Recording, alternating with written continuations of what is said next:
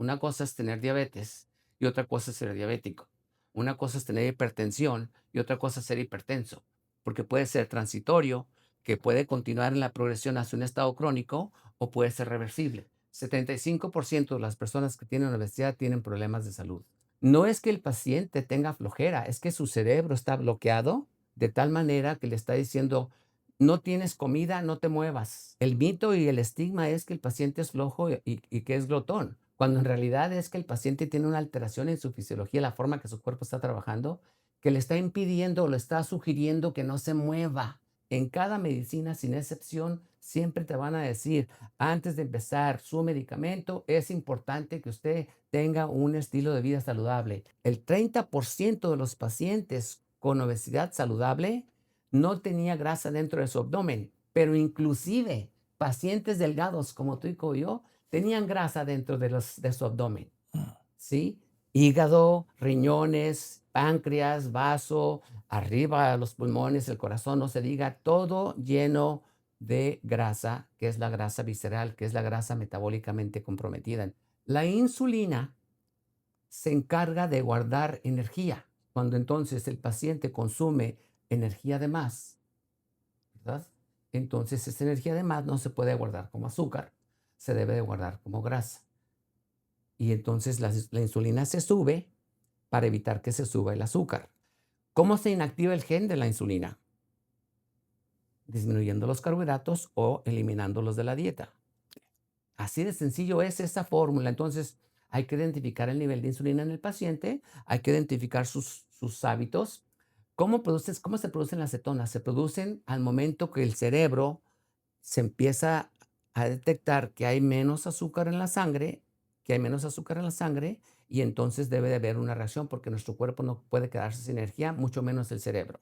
Juan, ¿cuál es tu opinión de las inyecciones que ahora se están usando con Ozempic y semaglutida? Son unos medicamentos que se les llama análogos de una de las incretinas, es una hormonas que trabajan a nivel del estómago, y lo que ocasionan es que el paciente se le inyecta y el paciente tiene una sensación de saciedad.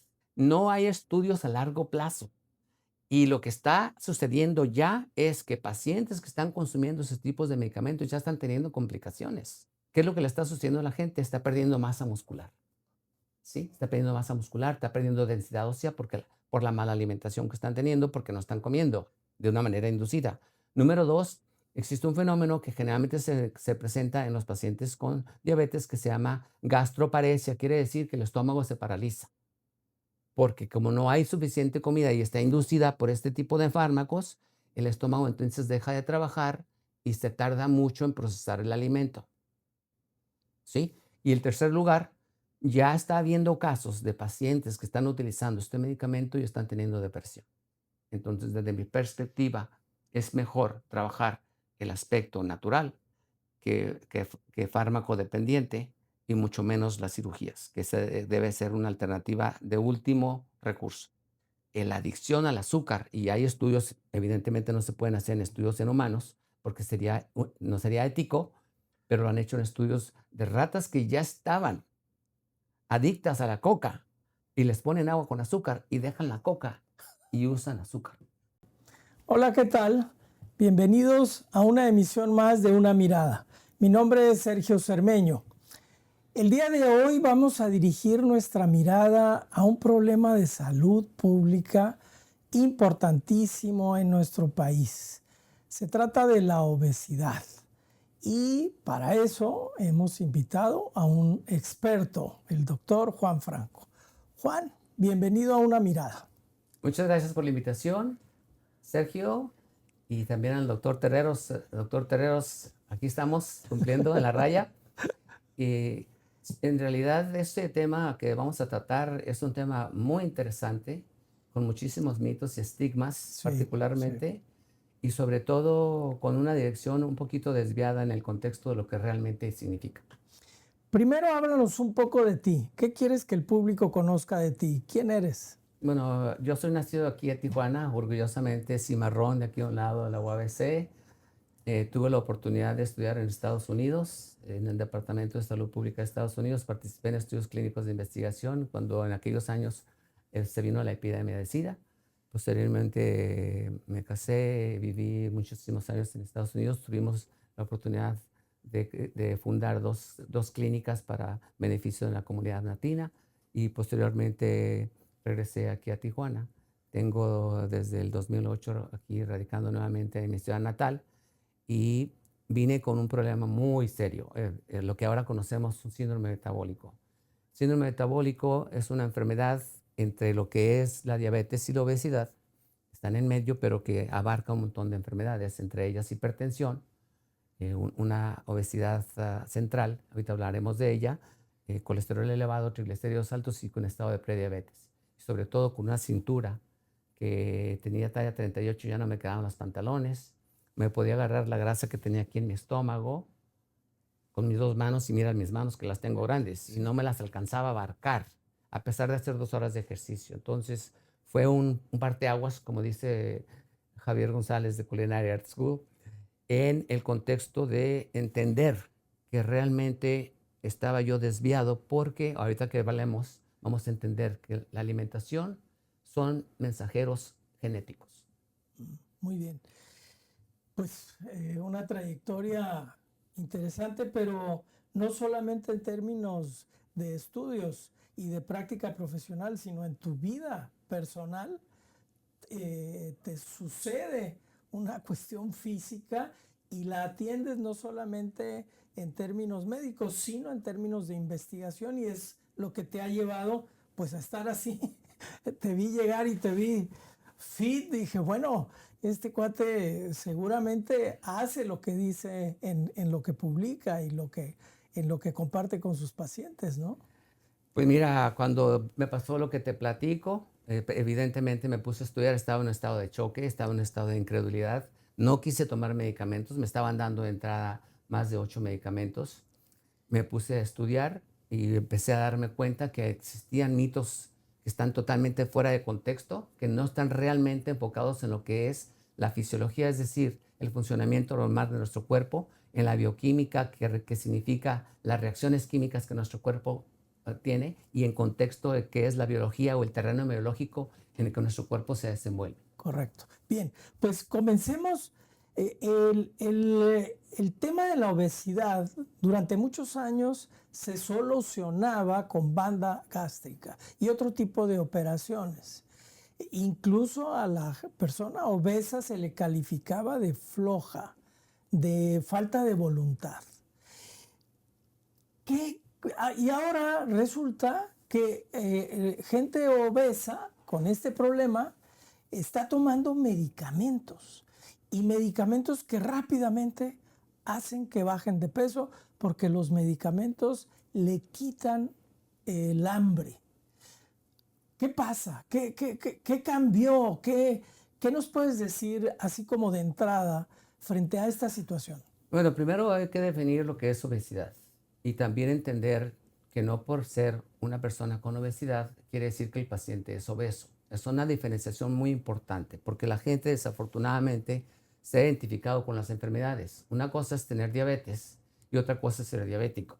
Una cosa es tener hipertensión y otra cosa es ser hipertenso. Es decir, la gente se ha engranado tanto y se ha identificado tanto con la enfermedad que ya la adopta, cuando en realidad es un estado. Y ese estado es un estado que se puede transformar porque puede ser transitorio, que puede continuar en la progresión hacia un estado crónico o puede ser reversible. Pero eso que dices, digo, yo como posible paciente me guío por lo que mi médico me dice. Y el mensaje del médico es ese: tienes diabetes. No te dice que está en un estado de que puede ser o no.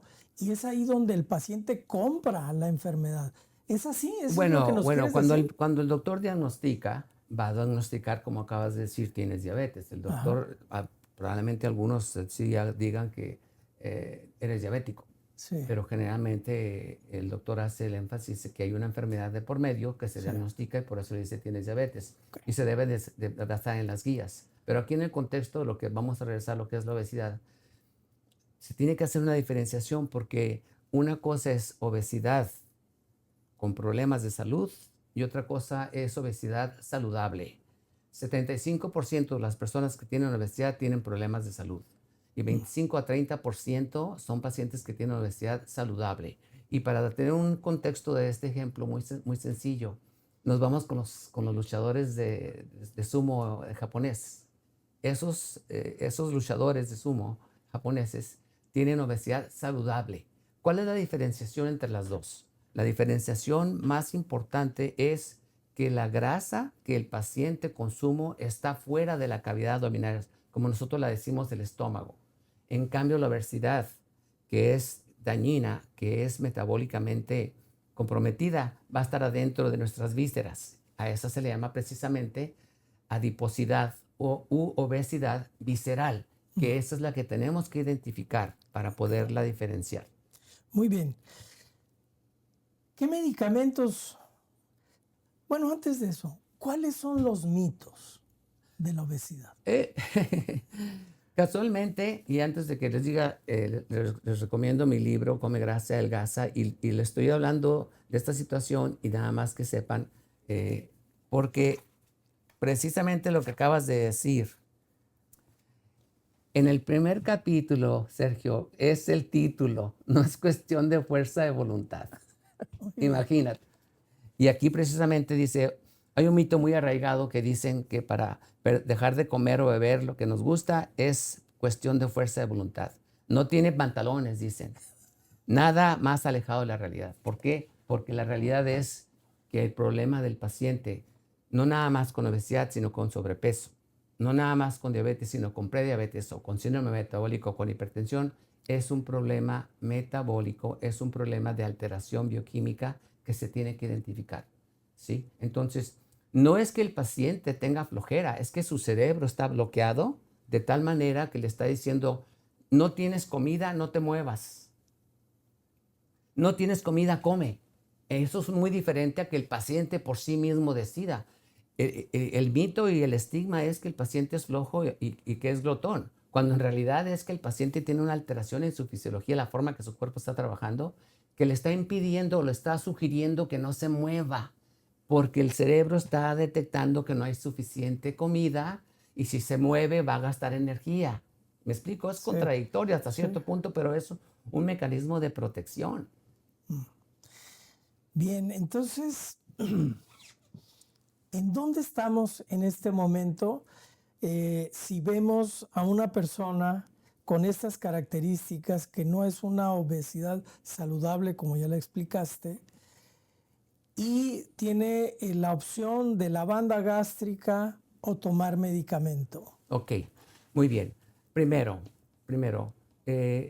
la banda o la manga son procedimientos quirúrgicos y particularmente ya no es tan común la manga, aunque todavía se hace, la banda gástrica, sino la manga, que es donde hacen el corte de la mayor parte del estómago y parte del intestino delgado, particularmente la parte proximal, la que está pegada con el estómago, ¿sí?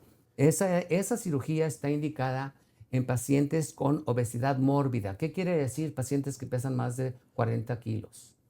Sí, generalmente se usa una fórmula que se llama índice de masa corporal y ahí se determina si el índice de masa corporal es un grado 3, el paciente es candidato a cirugía. Sin embargo, antes de llegar ahí, y aún el paciente estando ahí, como ha habido los casos que están habiendo en diferentes universidades, e inclusive con medicamentos, si tú hables el libro de las medicinas, en cada medicina, sin excepción, siempre te van a decir, antes de empezar su medicamento, es importante que usted tenga un estilo de vida saludable, un estilo en el que coma adecuadamente y tenga un tipo de movimiento de ejercicio antes de empezar la terapia.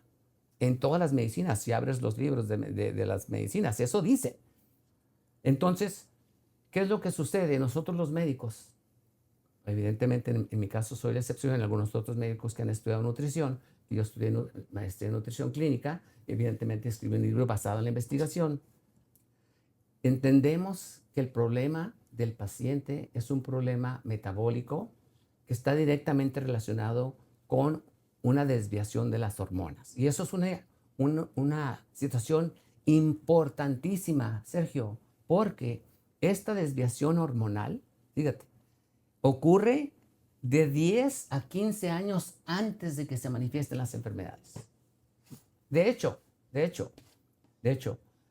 dentro de esa clasificación de lo que es evidente, obesidad con daño en la salud metabólicamente comprometida, o la obesidad saludable, hay pacientes como tú y como yo que se les llama TOFIs, T-O-F-I. Es un término que se hizo con el doctor Thomas de Inglaterra hace muchos años, a finales de los 90s, que este doctor que estaba trabajando con pacientes con obesidad les estaba realizando resonancias magnéticas.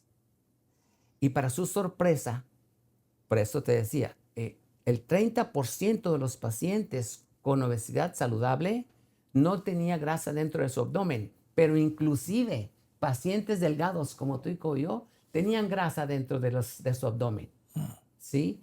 Hígado, riñones, páncreas, vaso, arriba los pulmones, el corazón, no se diga, todo lleno de grasa, que es la grasa visceral, que es la grasa metabólicamente comprometida. Entonces, un paciente delgado se le puso en inglés TOFI, quiere decir la T thin, la thin quiere decir en inglés delgado. La O es outside, delgado por fuera, y luego la F es fat, con gordura, y luego la I inside, delgado por fuera, obesidad, grasa por dentro. ¿Sí me explico? Sí. Entonces, esas son las cosas que tenemos que identificar, pero ese que te digo, del desbalance hormonal, se puede identificar de 10 a 15 años antes de que ocurran las enfermedades. ¿Y qué es lo que recomiendas tú? Bueno, si se puede detectar esto antes de tener obesidad o esta enfermedad de obesidad, ¿qué pruebas o qué exámenes o qué tienen que hacer las personas tenemos que hacer las personas para detectar esas cuestiones metabólicas que nos pueden afectar en nuestra vida futura? Sí. En primer lugar, lo que se tiene que hacer es hacer un examen muy sencillo, Sergio. Hoy, en nuestros días, ese estudio es muy barato. Cuando yo empecé hace más de 16 años, costaba más de $2,000. Casi ningún doctor lo hacía. Ahorita ya muchos doctores están trabajando este concepto. Y ese estudio se llama nivel de insulina. Okay. ¿Sí? Nivel de insulina. La insulina es una hormona que regula el metabolismo. Es la hormona maestra del metabolismo, junto con otra hormona que se llama leptina. Las dos van a trabajar a nivel de cerebro y de todo el cuerpo. Pero la que es la hormona maestra es la insulina. La insulina se encarga de guardar energía. Cuando entonces el paciente consume energía de más, ¿verdad? Entonces esa energía de más no se puede guardar como azúcar, se debe de guardar como grasa. Y entonces la insulina se sube para evitar que se suba el azúcar. Pero al elevarse la insulina, saca el azúcar de la sangre, la va a mandar al hígado, el hígado la va a convertir en triglicéridos, los triglicéridos se van a ir a las cavidades abdominales, a otras partes de nuestro cuerpo, o se va a quedar en el hígado, y entonces empieza a haber la acumulación de grasa, que es la adiposidad central. ¿Sí me explico? Entonces, ¿cómo podemos nosotros identificar? De hecho, fíjate qué interesante. En el libro de bioquímica, que es una de las ciencias básicas de nuestra carrera de medicina, viene una gráfica en la cual se está demostrando que la insulina se está elevando de 10 a 15 años antes de que se eleve el azúcar. ¿Qué es lo que nos ha pasado a nosotros los médicos? Porque las guías están así establecidas, que debemos de estar al pendiente de cuando el azúcar se empieza a elevar arriba de 100, que es cuando lo ponen al paciente en estado de prediabetes, o menos de 126 miligramos por decilitro, porque entonces ya pasa al estado de diabetes. Es una categoría que ya está establecida por todo el mundo.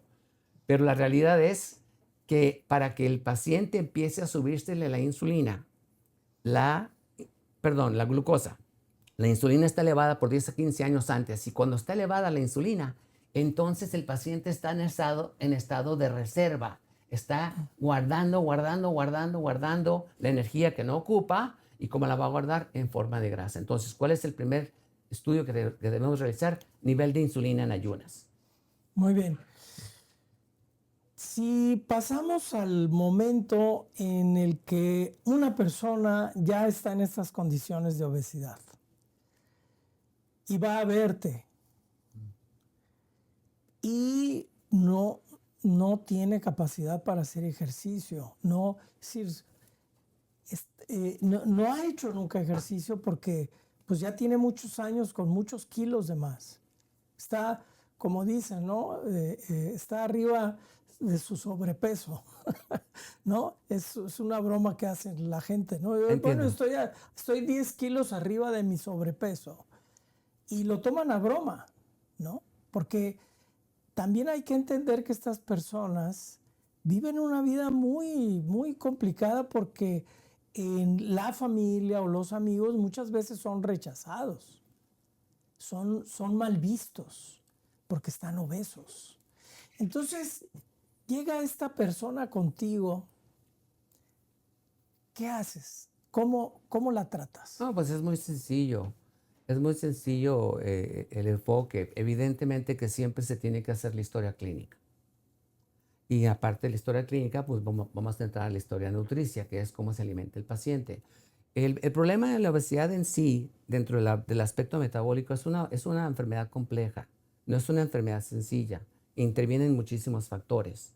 Afortunadamente para nosotros, y también vuelvo a citar a otro de nuestros libros de medicina, que es el Williams, que es el libro de la Biblia de la endocrinología, que en las últimas ediciones, particularmente la más nueva, ya está poniendo la información de todos los estudios de investigación que se han hecho en los últimos 25 años. Esto es muy importante. Y ahí está claramente documentado que el problema de la obesidad y las enfermedades metabólicas, que como dije empiezan desde el sobrepeso y el prediabetes hasta la diabetes, pasando por todas las demás, son enfermedades epigenéticas. Solamente el 5 a 10% son genéticas. Entonces el paciente no tiene un problema genético, tiene un problema epigenético. ¿Qué quiere decir epi? Epi arriba de la genética, y eso quiere decir que el medio ambiente es el que está modulando. Acuérdate que les dije que los alimentos son información genética. Si el paciente consume cierto grado de carbohidratos, va a inducir a que se activen los genes, perdón. Y aquí está muy sencillo. Consumes carbohidratos, se sube la insulina. ¿Por qué se subió la insulina? Porque el gen de la insulina se activó al momento de comer carbohidratos. ¿Qué son los carbohidratos? Todo lo que sean azúcares, todo lo que sean cereales, todo lo que sean leguminosas, todo lo que sean frutas. ¿Cómo se inactiva el gen de la insulina? Disminuyendo los carbohidratos o eliminándolos de la dieta. Así de sencillo es esa fórmula. Entonces, hay que identificar el nivel de insulina en el paciente, hay que identificar sus hábitos, hay que medirlo, hay que identificar si la grasa que trae es por dentro o por fuera del abdomen, y evidentemente hacer los estudios. Pero uno de los estudios que podemos encontrar que nos va a dar la clave en cómo el paciente se está desarrollando, porque ahí podemos darnos la explicación de lo que te comentaba, es el nivel de insulina. ¿En qué consiste entonces la dieta cetogénica, que es la que tú recomiendas? Primero, el estado de cetosis es un estado en el cual nuestro cuerpo utiliza las cetonas como fuente de energía para el cerebro, no para todo el cuerpo, para el cerebro. Porque también tenemos otro mito. De hecho, hace 13 años que escribí este libro, todavía puse en el libro que nuestro cerebro dependía de la glucosa, pero que había esta alternativa, que son las cetonas. Afortunadamente, ya han hecho estudios de investigación, por ejemplo, en la Universidad de Stanford, en lo cual han puesto al paciente en estado de ayuno, y estamos hablando, fíjate qué interesante, obesidad mórbida, en estado de ayuno, para inducir al paciente que produzca cetonas. ¿Cómo se producen las cetonas? Se producen al momento que el cerebro se empieza a detectar que hay menos azúcar en la sangre, y entonces debe de haber una reacción, porque nuestro cuerpo no puede quedarse sin energía, mucho menos el cerebro. Entonces, ¿qué es lo que sucede? Se activa un fenómeno en el cual se empieza a salir de la grasa almacenada, se manda al hígado, y el hígado va a convertir esos triglicéridos en cetonas. Y esas cetonas se van a ir al cerebro para reemplazar al azúcar, de tal manera que el cerebro ya no depende absolutamente de la glucosa, o sea, del azúcar, para poder metabolizar. Y entonces entra un fenómeno de compensación metabólica en el cual hay una disociación, o sea, quitas la dependencia de la glucosa, porque el cerebro ya estás de cuenta que traes un carro eléctrico. Sí, y esta es una analogía muy interesante, porque el carro eléctrico tiene una potencia increíble mientras la batería dure, puede durar por muchísimos kilómetros. En cambio, un auto de gasolina, que es la analogía de la glucosa y las grasas, es energía rápida, pero se acaba, sube y baja, sube y baja. Por eso el paciente, cuando está comiendo fruta, cuando está comiendo cereales, cuando está comiendo una torta, cuando está comiendo tacos, cuando está comiendo cualquier tipo de cereal, va a tener una elevación de glucosa. Y acuérdate al principio de lo que hablamos, si se eleva la glucosa, se eleva la insulina para sacar toda esa glucosa y convertirse en triglicéridos. Este programa es patrocinado por el Hospital HMN, cuidando la salud de tu familia. Y aquí viene la recomendación que tú haces. ¿Por qué consumir la manteca de puerco, el tocino, la mantequilla que pues hasta muy recientemente se decía que no, que eso no debía de consumirse? Bueno, aquí en México, por ejemplo, para nosotros, tenemos un caso de libro en relación a el antes y el después. Nosotros en México, antes de llegar a los españoles, también es otra de las cosas que hay que entender, nuestra alimentación de Mesoamérica prehispánica no estaba basada únicamente en el frijol, el maíz y el chile. La triada famosa de la milpa es un complemento, porque nuestro cuerpo necesita proteínas, necesita carnes y necesita grasas. Entonces, de hecho, los aztecas domesticaron el conejo. Evidentemente, la Ciudad de México no es lo que es hoy. Había muchísimas lagunas, había patos, había peces, había larvas, ¿verdad? De hecho, todavía se comen los huevos de pescado. El famoso sushi, nada más que le ponen arroz, pero eso es otro boleto. En México nosotros teníamos un abundante el guajolote, nada más que esa diferencia del americano, que es blanco, el guajolote es de pluma negra, ¿verdad? Patos de la laguna, peces, y había un puerquito silvestre que se parece al tapir, de allá de Chiapas y de aquella región, un puerquito silvestre que de hecho los mayas fueron los que inventaron la famosa cochinita pibil por el método de la barbacoa, del cocimiento enterrado bajo Sí. tierra. Entonces, eh, nosotros tenemos una cultura de estar comiendo animales y las grasas de los animales. Llegan los españoles. ¿Qué nos traen los españoles? La vaca, el cerdo. El cerdo fue adoptado por nosotros porque era muy parecido al que teníamos, aunque era silvestre.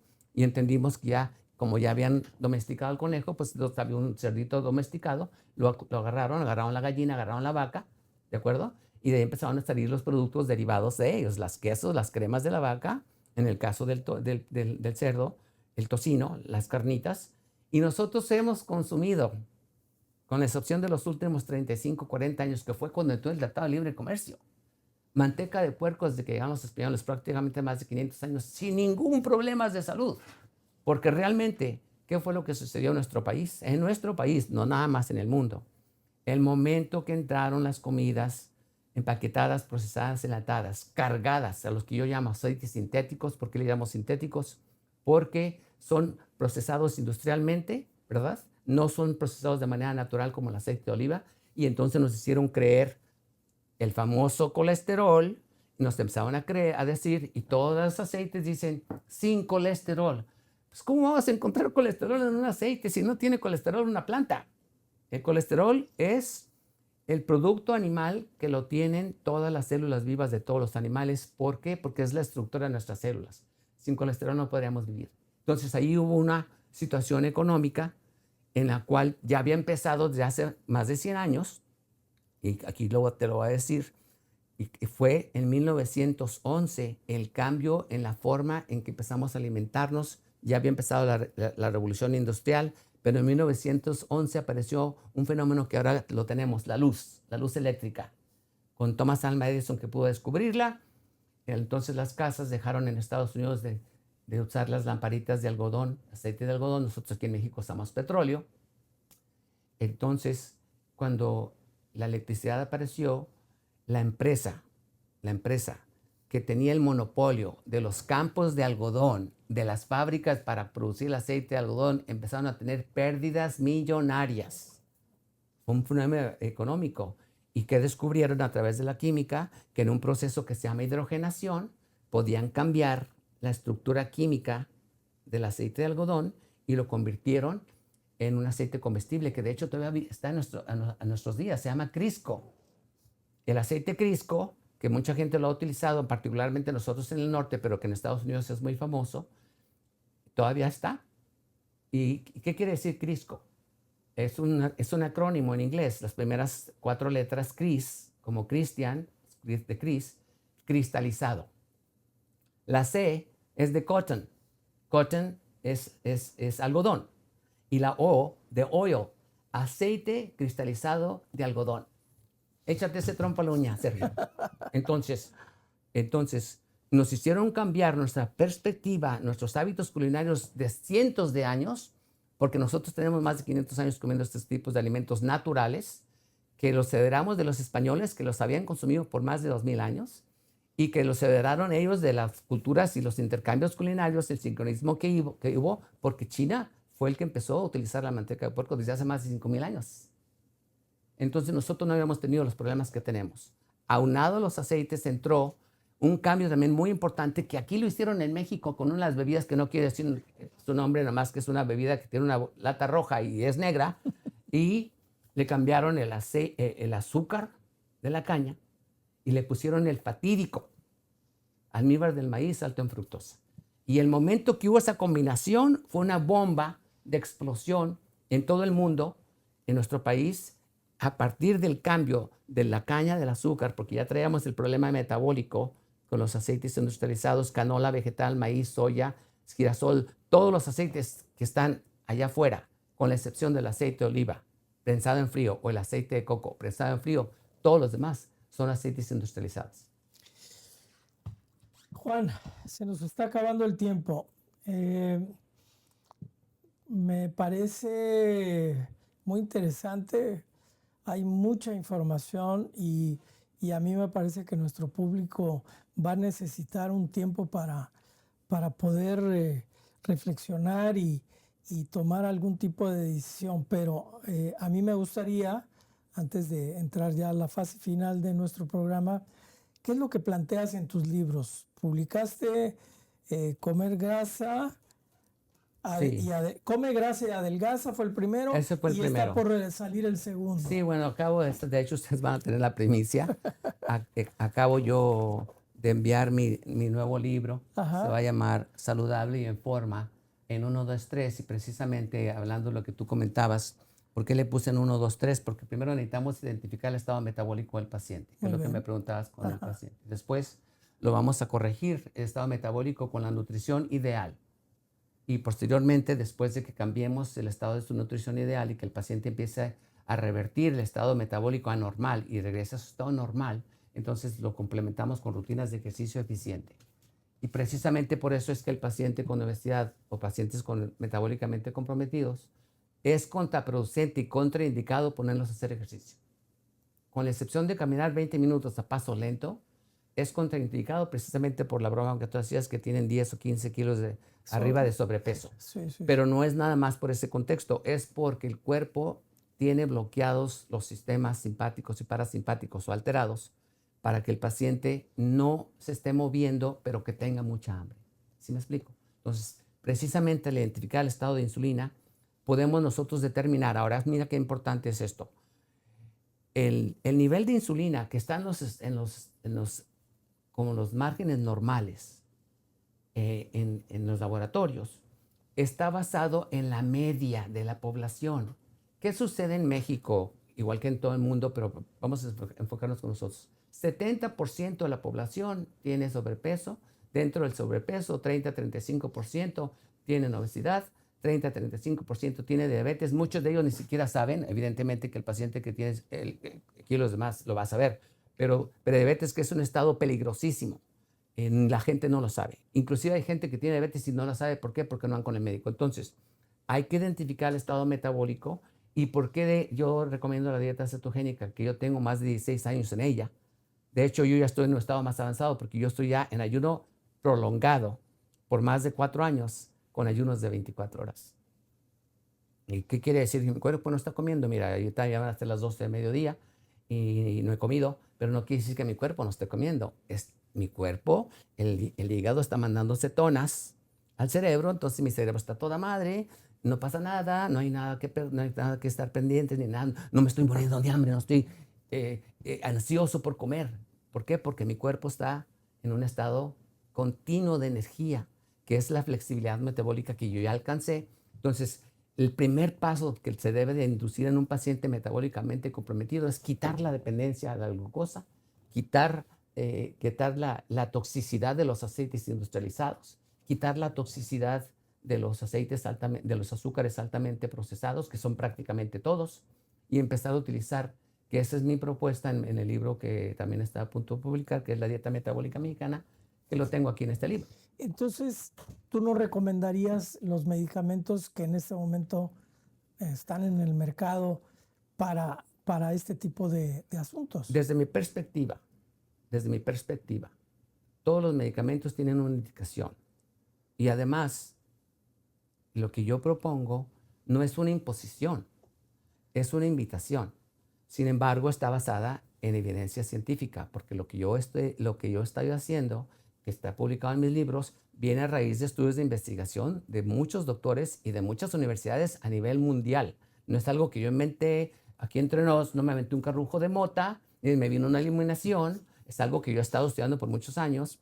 Entonces, afortunadamente, los estudios están demostrando que cuando se disminuyen los carbohidratos, que no los necesitamos, ya expliqué por qué, porque el cerebro puede utilizar cetonas, nos hicieron creer que nosotros necesitamos azúcar. Entonces, nuestro cuerpo entra en un estado en el que trabaja mejor. Y por consecuencia, al cambiar el estado metabólico del paciente de una manera natural a través de la nutrición, es muy seguro que el paciente pueda revertir muchos de los problemas. El problema del sobrepeso y la obesidad es uno de los problemas más insignificantes porque es estético, Sergio. Estamos hablando de problemas serios, porque aquí en México, igual que en todo el mundo, ¿cuál es el problema número 1 de salud? Es la diabetes tipo 2. ¿Por qué? Porque tiene muchísimas complicaciones, van de la mano con el síndrome metabólico. ¿Cuál es la causa número 1 de enfermedades? Enfermedades cardiometabólicas, mejor dicho, las enfermedades cardíacas. Más el año pasado fueron más de 200,000 muertes, 108,000 y feria en los hombres y 102,000 y feria en las mujeres. Este problema está íntimamente relacionado, es cardiometabólico, con la epigenética, es decir, el medio ambiente. Nosotros, y aquí viene una de las cosas muy importantes, modificamos el medio ambiente y podemos ayudar al paciente de manera natural a que el paciente pueda revertir los problemas metabólicos, entendiendo cómo trabaja su cuerpo. Y entonces esa es la diferencia. Si el paciente dice, no, ¿sabes qué? Yo no me quiero, como me dicen un doctor, yo no puedo hacer su dieta porque yo quiero comer tortilla. No, yo soy de, uno de mis amigos míos, yo soy de Sonora, Franco. A mí me gusta mucho la tortilla de harina. Bueno, pues el cliente lo que pida. Yo no puedo vivir sin pan, doctor. Ah, pues éntrele. Prefiero inyectarme insulina que dejar el pan. Bueno, pues cada quien su rollo, ¿no? Como decían aquellos cuates. Ajá. Entonces, pero lo que sí sé con convicción y lo digo es que los pacientes se pueden mejorar de manera sustancial y sobre todo de manera natural utilizando este método. Y no quiere decir por ello que tengamos que eliminar completamente todos los carbohidratos. Paulatino. Es dependiendo del estado metabólico del paciente. Precisamente por eso aquí, en este libro Saludable en Forma, el primer paso es identificar el estado metabólico, porque no es lo mismo que tratemos un paciente con obesidad o con diabetes o con síndrome metabólico que un paciente que tiene sobrepeso. Claro. Y entonces, ¿qué nos va a dar la pauta? La insulina. ¿Qué nos va a dar la pauta? ¿Cómo está el cuerpo, el fenotipo del cuerpo? ¿Sí me explico? Entonces, por eso es que es importante entender que si entendemos, y de ahí es la dirección de cómo y el entendimiento de cómo nuestro cuerpo trabaja, y entonces a través de eso hacer las decisiones conscientes de qué es lo que más nos conviene. Juan, ¿cuál es tu opinión de las inyecciones que ahora se están usando con Ozempic y semaglutida? Sí, esos medicamentos son unos medicamentos que se les llama análogos de una de las incretinas, es una hormonas que trabajan a nivel del estómago y lo que ocasionan es que el paciente se le inyecta y el paciente tiene una sensación de saciedad. Pero evidentemente esta sensación de saciedad es una sensación inducida por el fármaco.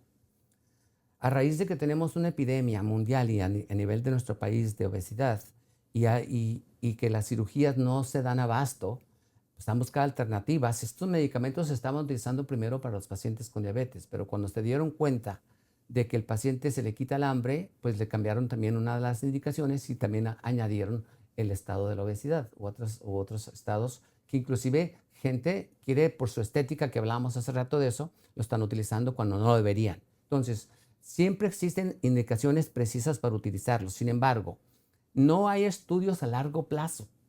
Y lo que está sucediendo ya es que pacientes que están consumiendo esos tipos de medicamentos ya están teniendo complicaciones, ¿sí? Cuando el paciente deja de comer de una manera inducida por los químicos, entonces el cuerpo va a tener que responder. ¿Qué es lo que le está sucediendo a la gente? Está perdiendo masa muscular, ¿sí? Está perdiendo masa muscular, está perdiendo densidad ósea por la mala alimentación que están teniendo, porque no están comiendo de una manera inducida. Número dos, existe un fenómeno que generalmente se presenta en los pacientes con diabetes que se llama gastroparesia. Quiere decir que el estómago se paraliza, porque como no hay suficiente comida y está inducida por este tipo de fármacos, el estómago entonces deja de trabajar y se tarda mucho en procesar el alimento, ¿sí? Y el tercer lugar, ya está habiendo casos de pacientes que están utilizando este medicamento y están teniendo depresión. Entonces, y eso ya se había revisado y ya se había encontrado un medicamento en Inglaterra y en Europa que acababa de entrar a Estados Unidos hace más de 25 años y lo tuvieron que descontinuar precisamente por los estados depresivos de los pacientes extremos. Entonces vamos a estar, y que evidentemente que el problema de la depresión está asociado con otros factores, pero uno de ellos es precisamente en este tipo de pacientes inducido por los fármacos. Entonces, ningún medicamento, con la excepción de los alimentos, ¿verdad? O de los nutracéuticos, que ese es otro tema, va a dejar de tener efectos secundarios. Y entonces aquí es criterio del doctor y aceptación o entendimiento del paciente si va a tomar un medicamento, entendiendo que va a tener efectos secundarios y los quiere tomar, porque si lo va a tomar, entonces le va a pasar estas cosas y otras, ¿verdad? Náusea, no tiene ganas de comer, muchas veces, no muchas veces, en ocasiones tiene vómito, en ocasiones tiene diarrea, son efectos secundarios de los medicamentos. Entonces, desde mi perspectiva, es mejor trabajar el aspecto natural que fármaco dependiente y mucho menos las cirugías, que debe ser una alternativa de último recurso. Juan, ¿qué nos puedes decir de la presión social frente a esta situación de obesidad de las personas, de algunas personas? Y parece ser que en el mundo artístico, pues es la gran solución, porque los artistas por su trabajo tienen que tener cierto peso, ciertas características, pues para ejercer su chamba y están sujetos a esto. Se están inyectando, casi lo estoy diciendo como inyectándose una droga, por lo que nos Bueno, es acabas una de droga, sí, decir, claro, es una ¿no? droga. Y bueno, no hay ninguna garantía de que esto sea permanente a través de los medicamentos. ¿Qué nos dices al Bueno, respecto? primero eso lo que acabas de decir, que no es permanente, quítale el medicamento al paciente, el paciente rebota. Así de fácil. Pero sí, tienes razón en ese contexto social y pues desafortunadamente para esos artistas que tienen esa presión del lado estético, de que si no pueden agarrar el rol que quieren, el papel que quieren conseguir o el programa en el que quieren estar, esa presión de ellos es real y tienen un problema fuerte. Y el otro problema que existe es que desafortunadamente, entendiendo la forma de pensar de la mayoría de la gente, estamos viviendo en una época en la cual la gratificación instantánea es la más importante, porque ya estamos acostumbrados a la gratificación instantánea. Así No es. estamos dispuestos a pagar el precio. Queremos, dame una pastilla o La quítame esto. satisfacción. Entonces, si de entrada el paciente está ya condicionado socialmente por la gratificación instantánea, por un lado, y por otro está condicionado socialmente por la presión de la estética, entonces el paciente empieza a acumular una serie de pensamientos y de creencias en las cuales ya por necesidad de conformar o participar, ser parte de esa sociedad, se induce a hacerlo. Inclusive gente que no es famosa y que no tiene un problema fuerte de obesidad está utilizando estos medicamentos y ya están teniendo problemas serios de salud, porque de hecho muchas veces ni siquiera van con el médico. Esa es otra, lo Esa es hacen de otra. manera autogestiva, lo deciden, le preguntan al chat GPT y, en Ah, fin, como el chat está previsto que te satisfaga tus necesidades, no te va a cuestionar. ajá. Entonces, bueno, pues, se lo creen y lo hacen y lo toman sin ninguna recomendación y sin supervisión médica. Bueno, ese es otro tema muy interesante, esto de la gratificación instantánea asociada con la inteligencia artificial, sin duda, sin duda. Y de hecho ya están encontrando en las universidades plagio por parte de diferentes estudiantes en los cuales están dependiendo totalmente de la inteligencia artificial. Y si los estudiantes no dominan el tema y permiten que una máquina les dé toda la información sin verificarla, están teniendo problemas ya que les están quitando Sin, hasta sus títulos, sin procesarla, hasta ese es sus un títulos. Y problema. entonces aquí el detalle es, aquí viene otro tema importante, volvemos a la gratificación instantánea, y es un tema real. De hecho, en mi segundo libro lo menciono. Esta gratificación instantánea ya llegó, ¿verdad? Ya llegó hasta los niños de 5 o 6 años. De hecho, afortunadamente, ojalá que así sea, es muy probable que en el futuro quiten los celulares de las escuelas. Quiten los celulares de las Ya en escuelas. Europa, en algunos países En ya lo Francia están ya lo haciendo. quitaron, en algunas otras partes ya lo quitaron. Aquí estamos en el proceso, nos ha costado mucho trabajo. Una de las cosas que hizo bien esta presidenta, de las pocas cosas que ha hecho en el contexto, no quiero ser político, pero ahí va, es que quitó la comida chatarra de las escuelas. Y los niños y los papás están en contra, que no hay. ¿Por qué? Porque la comida procesada, empaquetada, enlatada, cargada de azúcares, etcétera, es Satisfacción una droga instantánea. instantánea y es más poderosa que las drogas, más poderosa que el alcohol, más poderosa que el café, más poderosa que el cigarro, más poderosa que la cocaína, más poderosa que la heroína. La adicción al azúcar, y hay estudios, evidentemente no se pueden hacer en estudios en humanos, porque no sería ético, pero lo han hecho en estudios de ratas que ya estaban adictas a la coca y les ponen agua con azúcar y dejan la coca y usan azúcar. ¿Por qué? Porque el sistema de placer, de compensación de nuestro cerebro, que se llama hipotálamo, todas las vías, ahora sí que todas las vías conducen a Roma, todos los caminos conducen a Roma, todas las sustancias que utilicemos, como las que acabo de mencionar, van a ir directamente a ese centro, que es el centro del placer. Y lo que sucede es que cuando nosotros estamos de manera continua utilizando el centro del placer, el cerebro se tiene que proteger y va a cerrar los receptores para no sentir esa sobreestimulación. Por eso es que cuando la gente come carbohidratos se siente a toda madre, perdónenme el español, pero a los 30, 40 minutos o a la 1 hora, a las 2 horas ya quieren comer más. ¿Por qué? Porque ya se volvió a abrir el receptor y quiere sentir esa sensación.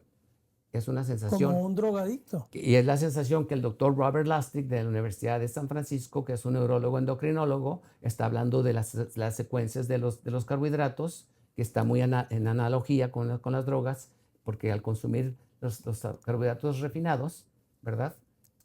Se va a inducir la tolerancia, es decir, tenemos que comer más para sentir lo mismo, y luego entramos a la dependencia, ya no lo podemos dejar, y luego entramos a la adicción, que es lo que le sucede a la mayoría de la gente. Entonces, si la gente está adicta y no entiende que es una adicción, porque es muy difícil entender que hay una adicción a la comida, estamos de acuerdo, pero estamos hablando de comida procesada, Sí. comida químicamente manipulada para sentir estas sensaciones. Y como sentimos rico, Sí, entonces, discúlpenme mi francés, pura madre, lo quiero dejar. claro. Fíjate, a propósito del Mundial de Fútbol, A ver. en México los hombres estamos acostumbrados a ver el fútbol con unas papas y una cerveza. Uh-huh. Y hay gente que lo hace en fin de semana, porque los partidos son en fin de semana, pero ahora que son 3, 4 partidos al día, está teniendo esa misma actitud. a las 10 de la mañana se sienta a ver el fútbol con una cerveza y unas papas.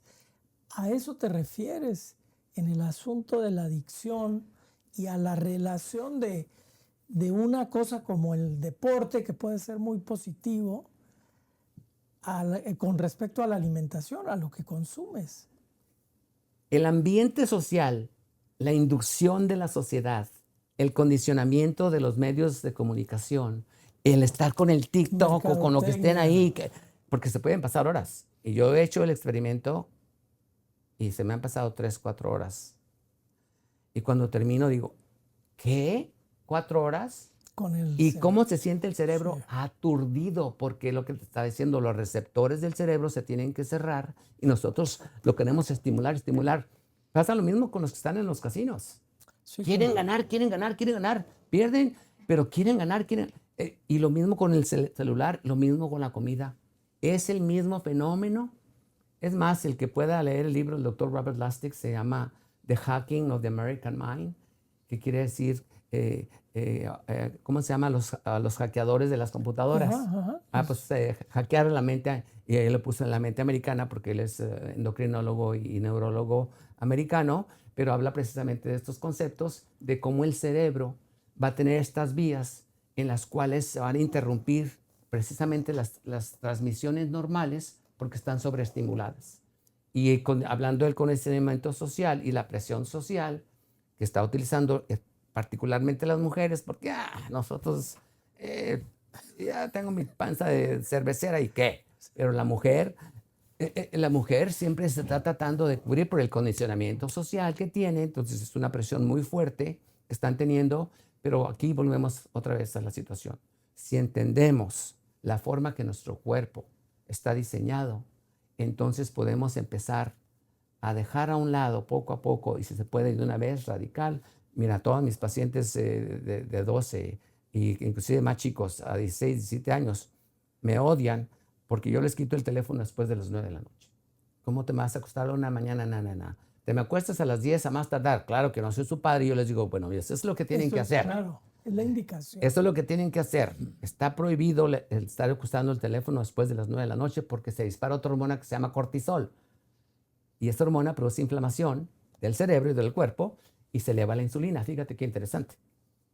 Entonces, hay que estudiar al paciente para entender sus hábitos y debemos de darle al paciente las oportunidades, pero al final del día, pues el paciente, ahora sí que como dicen, el cliente es el que tiene la razón. Si el cliente dice no, pues Sí, no. es el que toma la última decisión. Está en sus manos. Sí, lo único que es que conmigo, ahora sí que vas a entender este término, conmigo, tejones porque no hay ardillas.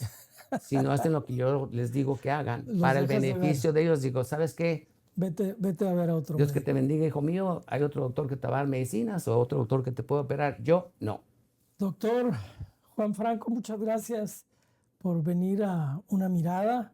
Espero que sea la primera de muchas conversaciones que tengamos contigo. Sí, mira, con muchísimo gusto participo contigo. La verdad de que es un tema interesantísimo. Necesitamos un cambio porque precisamente lo que estaba hablando de las enfermedades cardiovasculares, y no me lo creas a mí, Sergio, revisa las estadísticas del INEGI. Están terribles. Pacientitos de 5 años Están con terribles. enfermedades cardíacas. Sí, sí, sí. Pacientitos de 9 a 10 años que son los que me mandan a mí los pediatras, y no me vas a dejar mentir tú, doctor Terreros, con síndrome metabólico a los 9 años, por favor. Sí. Ahora, volvemos a eso que tú decías de la obesidad. Glotones y flojos. A ver, ¿por qué un niño de 6 meses tiene obesidad? El niño es glotón y flojo. Le están dando fórmulas que tienen grasas sintéticas, ya dije de cuáles, canola, maíz vegetal, soya y todos los demás aceites industrializados, y tiene fructosa. Y están induciendo a este paciente a un cambio metabólico, fíjate, con las leches que están allá afuera. Terrible. Es más, acaban de hacer un estudio aquí en San Diego en relación con el hígado graso.